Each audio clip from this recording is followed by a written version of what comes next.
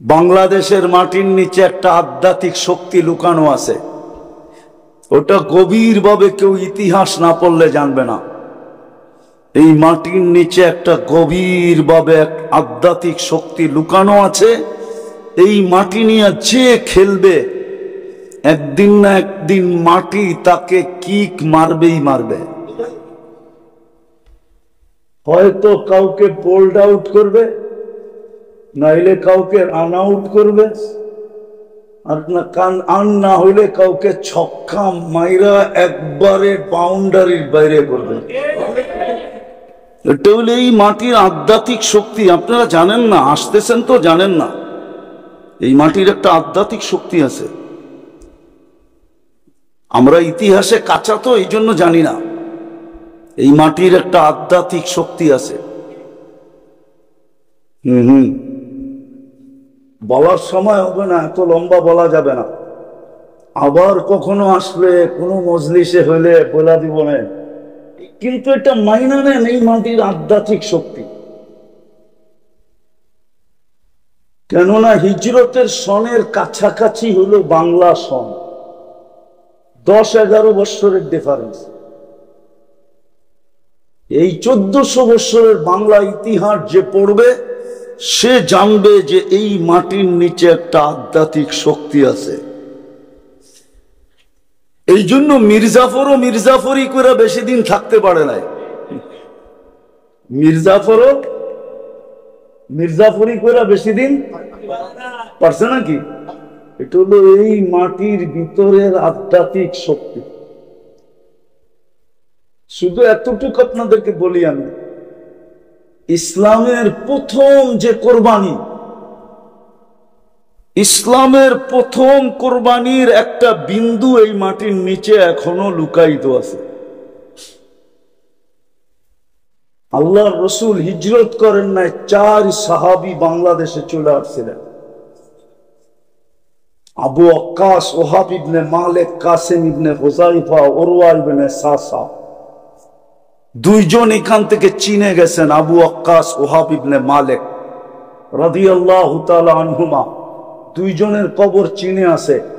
আর ইতিহাস বলে 2 জনের কবর এই মাটির নিচে আছে। এটা হলো ওই আধ্যাত্মিক শক্তি যেটা ইসলামের প্রথম কোরবানির বিন্দু এই বাংলার মাটির নিচে দাফন হয়েছে। এই জন্য এই মাটি নিয়ে কাউকে বেশি দিন মাটি খেলতে দেয়। বেশি দিন খেলতে চাইলেই মাটি তাকে কিক মারে। মাটি তাকে, কেউ হয়তো বোঝে, কেউ হয়তো আমার কথা বুঝবে না, বেশিরভাগই বুঝবে না, হয়তো কেউ বুঝলে বুঝতে পারে। এই জন্যই দেখা যায় অল্প কয়েকদিন পরেই মাটি তাকে কিক মারা শুরু করে। কেননা এই মাটির নিচে একটা আধ্যাত্মিক শক্তি লুকানো আছে। তো যেটা বুঝাইতেছিলাম, মজলিস বেশি লাগে না। আজকে তো সারাদিন আমাদের চিন্তা দেহ নিয়া, আত্মা নিয়ে কোনো চিন্তা নাই। সমস্ত গবেষণাগার দেহ নিয়ে, আত্মা নিয়ে কোনো গবেষণাগার নাই। সব ক্লিনিক দেহের, আত্মার কোনো ক্লিনিক নাই। সব ফার্মেসি দেহের, আত্মার কোনো ফার্মেসি নাই। সব মেডিকেল দেহের, আত্মার কোনো মেডিকেল নাই। অথচ মানুষের আত্মার রোগেই শুধু সে শরীরের রোগ হইলে সে একা আক্রান্ত হয়, কিন্তু আত্মার রোগী হইলে হয় জাতিকে জাতি, পুরো গোষ্ঠী, পুরো মানব জাতি আক্রান্ত হয়। আজকে জুলুম মানুষের হিংসার কারণ, মানুষের কারণেই দুনিয়াতে আজকে জুলুম আর জুলুম, মানুষের আত্মার রোগের কারণে। আর হাদিসও আছে, একজনের আত্মার রোগের কারণে একটা জাতি মারা যাবে। শুধু একজনের আত্মার রোগ, কয়জনের? এক ফ্যামিলির আত্মার রোগ, পুরো জাতি ধূলিসাৎ হয়ে যাবে। আর আমরা চোখে এখন এটাই দেখতেছি। তো আমাদের আত্মার রোগ, ইসলাম এই জন্যই দরকার, আত্মার রোগকে নির্ণয় করা দরকার। আমরা আত্মা নিয়ে ভাবি না। আরে রোগ বইলা কি লাভ হবে যদি আপনার ভিতরে ভাবনাই না আসে? শুধু শুধু তো হাদিস বলে নাই, আত্মা নিয়ে ভাবতে গেলে লা তাফাক্কুরু সাআ খায়রুম মিন ইবাদাতি 60 আও 70 সানা। এই হাদিস আত্মার ভাবনার ব্যাপারেও, যে আত্মা নিয়ে ভাববে তাকে 60-70 বৎসরের ইবাদতের সওয়াব প্রত্যেক মুহূর্তে দেওয়া হবে। চাই নারী হোক, চাই পুরুষ হোক, চাই যুবক হোক, চাই বৃদ্ধ হোক, বাচ্চার থেকে তো কলম উঠানো। আজকে তো আমাদের ভিতরে আত্মা নিয়ে কোনো ভাবনাই নেই, চিন্তাই নাই। আমরা বিশ্বাস করতেই রাজি না যে আত্মার আবার রোগ হয় কোত্থেকা। না, রোগ তো আত্মারই হয়। বরং দেহের রোগ তো মানুষকে শুধু দুনিয়াতে না, দেহের বহুত রোগ আছে যেই রোগ দ্বারা মানুষকে আল্লাহ উচ্চ থেকে উচ্চ মর্যাদায় আসীন করেন, উচ্চ থেকে উচ্চ মর্যাদা দান করেন। আপনি উঠান, ডায়রিয়া হয়ে মারা গেলে শাহাদাতের মউত। কি মউত? কি শাহাদাতের মউত কি ছোট মউত? না, ডাকায়া বাসা বোঝেন? শাহাদাতের মউত মানে সে আজরাইলকে ঠেক দিছে, মরে নাই সে। কোরআন বলে সে মরে নাই।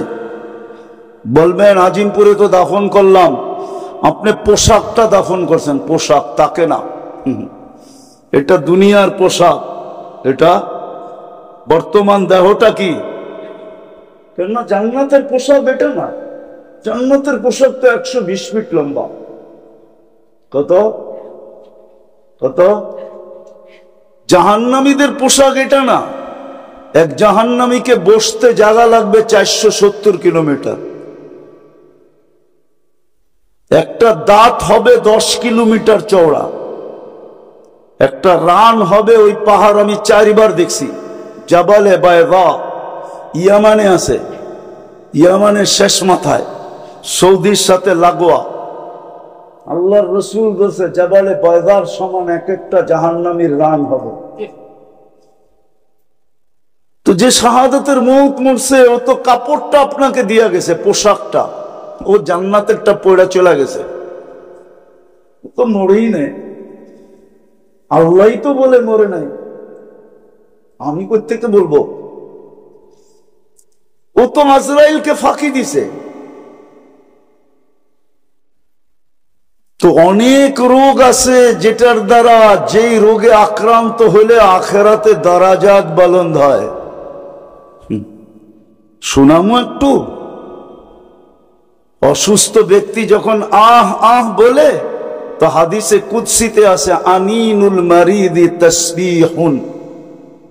অসুস্থ ব্যক্তি যখন আহ আহ বলে, তো সুবহানাল্লাহ পড়ার সওয়াব লেখা হইতে থাকে।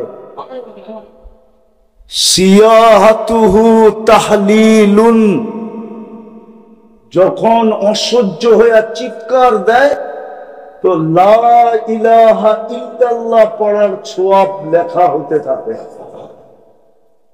কোনটার ওয়েট কতটুকু বলার সময় নাই আমার কাছে। সুবহানাল্লাহর ওজন কতটুকু, আল্লাহ ইলাহার ওজন কতটুকু।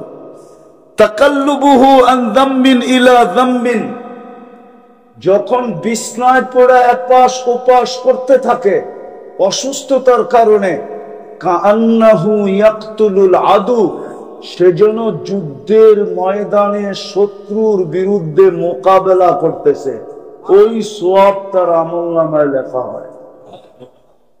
সংক্ষেপ করতেছি, কুল্লু আমালিন কানা ইয়ামালু ফিস সিহহা ইউকতাবু কুল্লু আমালিন কানা ইয়াহমালু ফিস সিহহা। সুস্থ অবস্থায় যত আমল করত, সমস্ত আমল তার আমলনামায় ফেরেশতা লিখতে থাকে। যদি সুস্থ হয়ে যায়, আল্লাহ সুস্থতা দেন, তো কায়াউমিন ওয়ালাদাতহু উম্মু মা যেরকম জন্ম দিল নিষ্পাপ, এরকম নিষ্পাপ সুস্থ হয়ে দাঁড়ায় যায়। আর যদি দুনিয়ার থেকে চলেই গেল, তা আল্লাহ বলে তোকে নিষ্পাপ বানায়া আমি দুনিয়ার থেকে উঠায় নেই। শারীরিক রোগ তো মানুষকে এতটুকু উপকার করে, কিন্তু আত্মার রোগ না। আত্মার রোগ মানুষকে ডুবায় দেয়, দুনিয়া তো ডুবায় দেয়, আখেরাত তো ডুবায় দেয়। দুনিয়ায়ও তার দ্বারা হাজারো মানুষ অতিষ্ঠ হয়, লক্ষ কোটি মানুষ অতিষ্ঠ হয়। আমার সমাজে যা কিছু দেখতেছেন, চুরি ডাকাতি, রাহজানি ছিনতাই, মাদক সাধক, দুর্নীতি সুরনীতি, জুলুম জবর, যা কিছু দেখতেছেন আমার সমাজে, সব আত্মার রোগের কারণে, শরীরের রোগের কারণে, সব আত্মার রোগ। হ্যাঁ, এই জন্যই তো আল্লাহর রাসূল বলছেন একদিন আসবে হাওয়া ফিহি কাইদুল ইলমি, আমার উম্মত বিদ্বান হবে কিন্তু বিদ্যার আলোকে চলবে না, ও বিদ্যাকে স্বার্থ সিদ্ধির জন্য ব্যবহার করবে। তখন কি হবে? তো আল্লাহর রাসূল বলেছে কুবিলাতির রাশা, তখন ঘুষ রীতিতে নীতিতে রূপান্তরিত হবে। যদিও গ্রাজুয়েটে পাশ হবে না, অ্যাসেম্বলিতে পাশ হবে না ঘুষ, কিন্তু পাশ হইলে যতটুকু না হইতো এর চেয়ে বেশি ঘুষের ব্যাপকতা হবে। ঘুষ নাই কোন সেক্টরে, নাই কোথায়? ঘুষ ছাড়া কিছু আছে? হ্যাঁ, আত্মার রোগ। বলছে তারপরে কি হবে? বলছে উমিতাতিস সালাহ, তারপরে তোমরা বেয়াদব হয়ে যাবে। আমি তো বলি বেয়াদব, এই হাদিসের তর্জমা করতেছি আমি বেয়াদব। আল্লাহ ডাকলো তারপরও আসলো না, ওর চেয়ে বড় বেয়াদবকে? মালিক ডাকলো আসলো না, তাইলে কি ও আদবওয়ালা নাকি? কি ও তো হলো বিশ্ব বেয়াদব। সৃষ্টির ভিতরে সবচেয়ে বড় বেয়াদব উমিতাতিস সালাহ, যখন নামাজ ছেড়া দেয়। আত্মার রোগেই সবকিছু হয়, শরীরের রোগ মানুষকে বেশি ক্ষতি করে না, এটা বেশি দূর পর্যন্ত গড়ায় না। যদিও বলে করুণা সবার বাতের ভিতরে ছড়ায় যাবে, হতে পারে, কিন্তু আমি এটা বিশ্বাস করি না। যদি হইতো এরকমই, তাহলে সারা দুনিয়ায় 2020-এ বাংলাদেশে বলছিল সবচেয়ে বেশি বিপর্যয় হবে বাংলাদেশে। কোথায়? ঠিক না? আর সবচেয়ে বেশি কম বিপর্যয় হয়েছে বাংলাদেশে, ঠিক না? ঠিক না? হ্যাঁ, দুনিয়ার সার্ভে যে সবচেয়ে বেশি মাস্ক বিক্রি হয়েছে কম বাংলাদেশে। কেন? একটা দিয়ে তো 3 বছর চালাইছে, যদিও ওয়ান টাইম। একটা দিয়ে কয় বছর? কি কয় বছর? হ্যাঁ, মাঝে মাঝে মাস্কও ওর কাছে পানা ছিল। অফার কত? আমি তো ওয়ান টাইমের, তুই তো 3 বছর কাটায় দিলি, এইবার ফালা। ও বলে আবার যদি ঘুরে আসে তাহলে আবার ব্যবহার করবো তোকে। এরকম বাঙালি, ঠিক না? 1 নম্বরে WHO তে বাংলাদেশের নাম।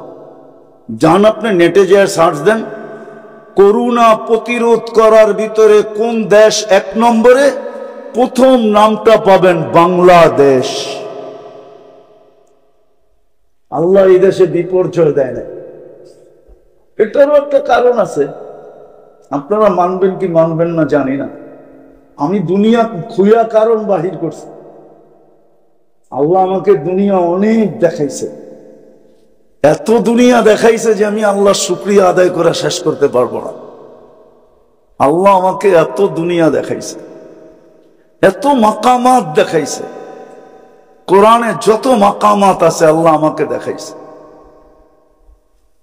যত নবীদের চিহ্নিত কবর আছে আল্লাহ আমাকে দেখাইছেন। ১৬ লক্ষ সাহাবাদের ভিতর থেকে ২-১,০০০ বা ৪,০০০ বাদ হইতে পারে, বাকি সব আমাকে দেখাইছে। বড় বড় আল্লাহ ওয়ালাদের মাকাম দেখছি, আমি জায়গা দেখছি, আল্লাহ আমাকে দেখাইছে। দিদা আমি ঘুরা বলতেছি, বাংলাদেশ বিপর্যয় হয় না, কারণ আছে। কেননা বাংলাদেশের মতো ৪০,০০০ হেফজোখানা দুনিয়ার এত ছোট দেশে কোথাও নাই।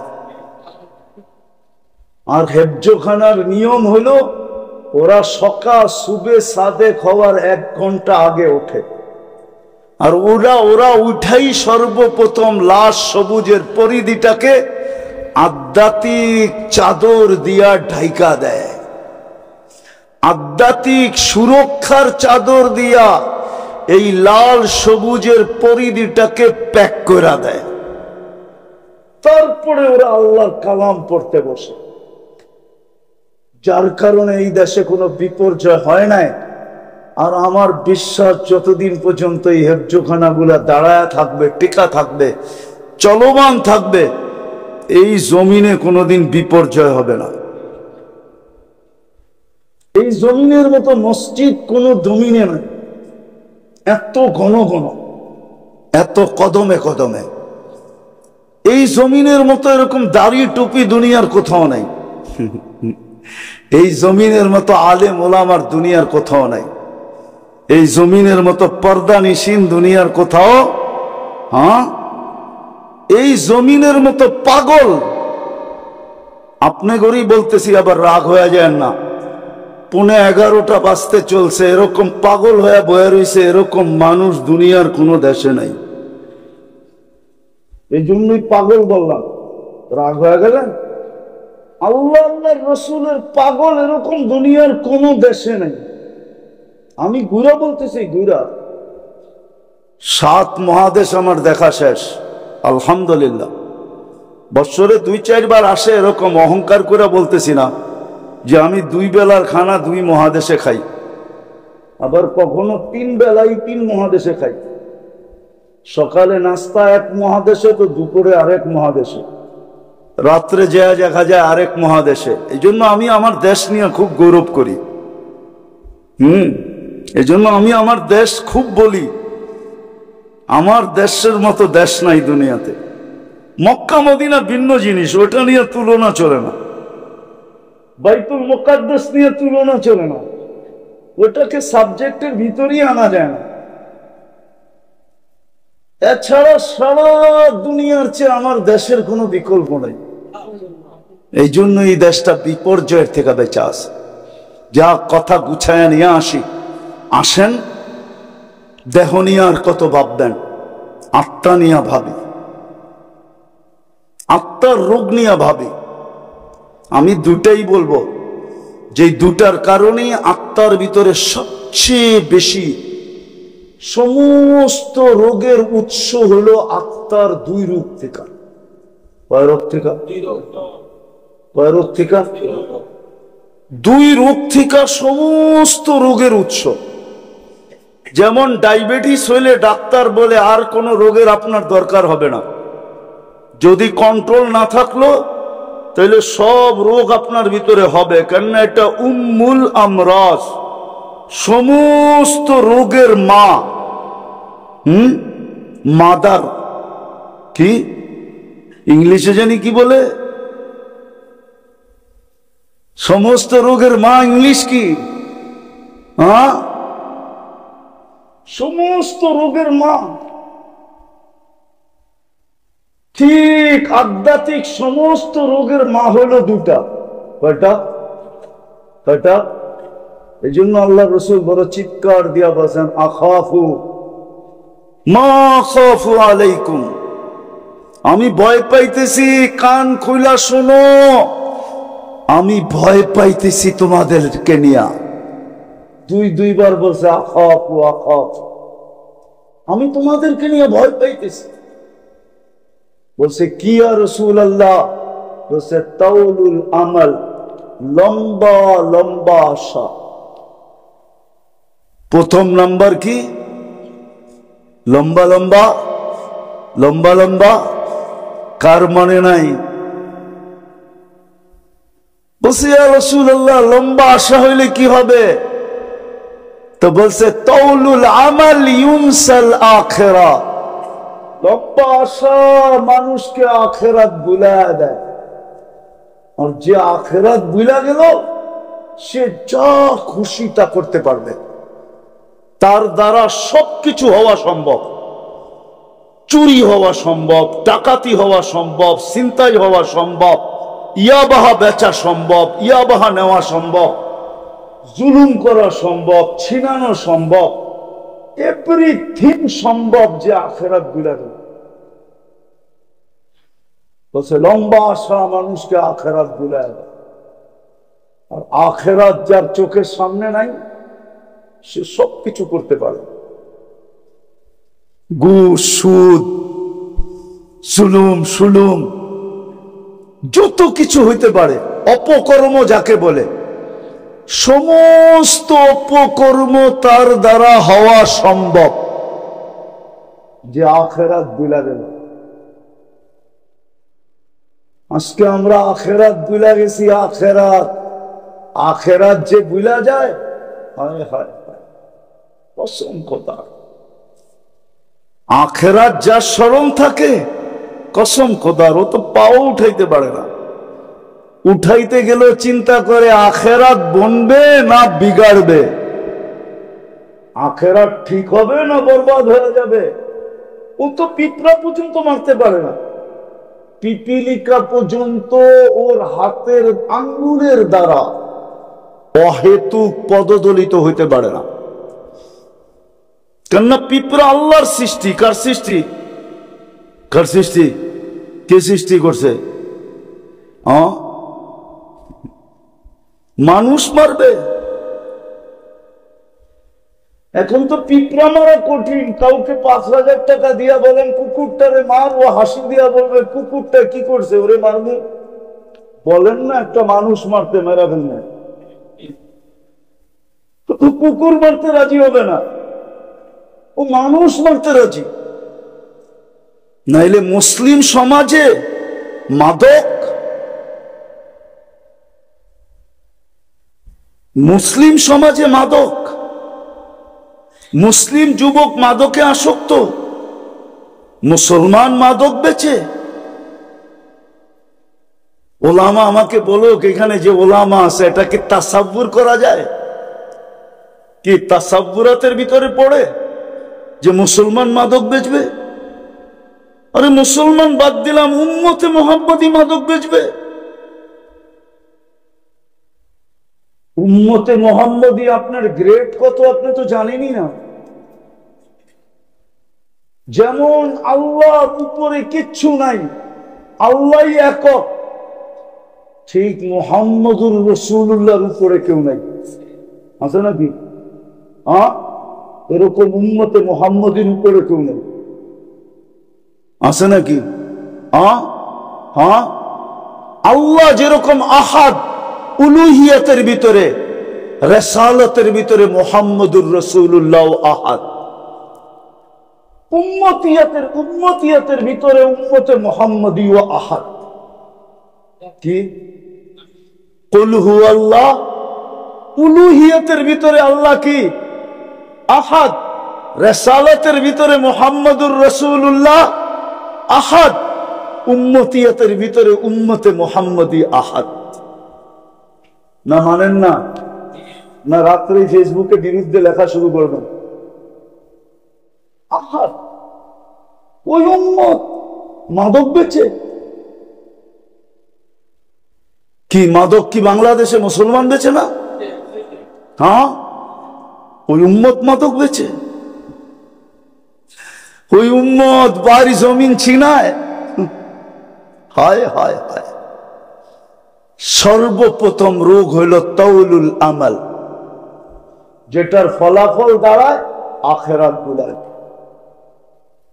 দ্বিতীয় রোগ হইল ইত্তেবাউল হাওয়া, মন চাহি জীবন। আমি সব জায়গায় চলে আসছি। মন চাহি জীবন, রব চাহি না, মন চাহি জীবন। কোরআন হাদিসের আলোকে জীবন না, মন চাহি জীবন, ইত্তেবাউল হাওয়া।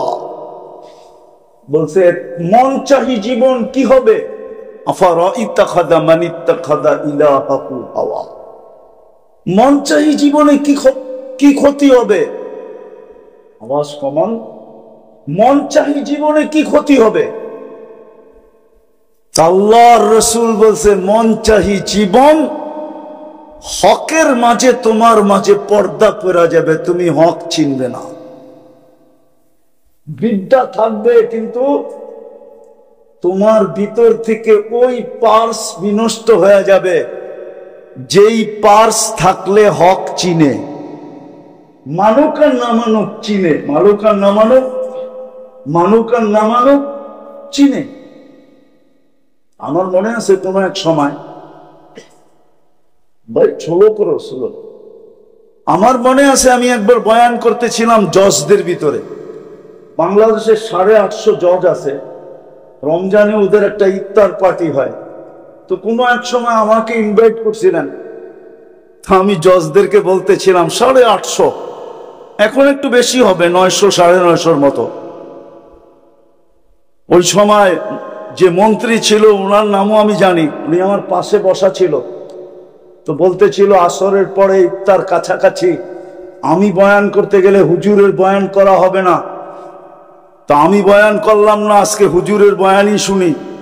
তা আমি বলতেছিলাম শোনেন, আমি জানি আপনারা যেখানে বসে আছেন আমার মতো দাড়ি টুপি নিতে পারবেন না, জুব্বা সুব্বা পাগড়ি সাগড়ি পড়তে পারবেন না, আমার বেশভূষা অবলম্বন করতে পারবেন না। কেননা আপনারা যে চেয়ারটায় বসা আছেন ওই চেয়ারটারও একটা বাধ্যবাধকতা আছে, যে পেশায় আছেন এটারও বাধ্যবাধকতা আছে। যদি আপনারা 4টা কাজ করতে পারেন, তো সবাই বলল হুজুর 4 কাজ কি?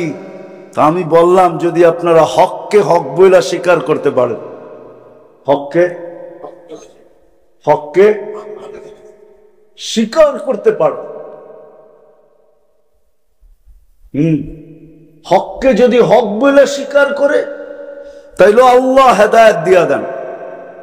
এই জন্য আসিয়ায় যখন মুসা আলাইহিস সালামকে উঠায়া আইনা নিজের কোলে বসায়া ফেরাউনের কোলে দিতে চাইছিল, আর বলছিল আসা আইয়ান ফানা ও নাত্তাখিদাহু ওয়ালাদা, আমাদেরকে উপকার করবে, কেননা তুই তো আজ পর্যন্ত একটা বাচ্চা আমার কোলে দিতে পারস না, তুই তো পুরুষই না। যাও একটা আল্লাহ পাঠাইছে, চল, দুনিয়া তো জানে না এটা কার, আমাকে বইলেই ঘোষণা দিয়া দিমু। তো ফেরাউনের কোলে যখন দিতেছিল আর বলতেছিল আসা আইয়ান ফানা ও নাত্তাখিদাহু ওয়ালাদা, আমাদেরকে উপকার দিবে, আমরা সন্তান বানায় নিব। তো ফেরাউন জট কইরা বইলা ফেলছে লাকি লাইসাদি, তোর হইলে হইতে পারে উপকার, আমার হবে না। আল্লাহর রাসূল বলছিল লাউ আকাররা লাহাদাহুল্লাহ, যদি ও ওই মুহূর্তে ইকরার করত, স্বীকারোক্তি দিত, আল্লাহ ওকেও হেদায়েত দিত। আমি বললাম হককে হক বলে স্বীকার করা, তো বলতেছে হুজুর এটা তো সহজ। হক দ্বিতীয় হলো হককে কখনো ক্রিটিসাইজ না করা।